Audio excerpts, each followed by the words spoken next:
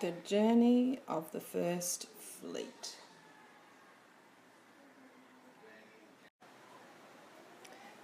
The first fleet left Portsmouth on the 13th of May 1787 under the command of Captain Arthur Phillip. He had 11 ships and was bound for the colony of New Holland, Botany Bay. He left Portsmouth and went to Canary Islands. He arrived at Canary Islands on the 3rd of June and was here because he needed to catch the favourable winds as well as collect fresh water, vegetables and meat. They were here for about a week. They left on the 10th of June, heading for Rio de Janeiro. They travelled across the sea, the Atlantic Ocean, and it was very hot and humid. The vermin tormented the convicts, and they were kept in foul and cramped conditions. They arrived in Rio de Janeiro on the 6th of August. They stayed a month. They cleaned and repaired the ship, and they ordered large amounts of food.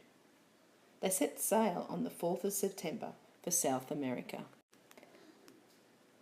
They travelled across to the Cape of Good Hope and arrived there on the 13th of October 1787. This was their last port. They stocked up on plants, seeds and livestock. Assisted by the gales of the roaring forties across the Indian Ocean, they travelled through violent seas. The last 2 months of the voyage was very challenging. As they passed Van Diemen's Land, the sails on some of the ships were damaged by a storm. They arrived on the 18th of January 1788 and are seen as one of the world's greatest sea adventures. There was 11 ships and they travelled for 252 days without losing a ship. They finally reached Botany Bay.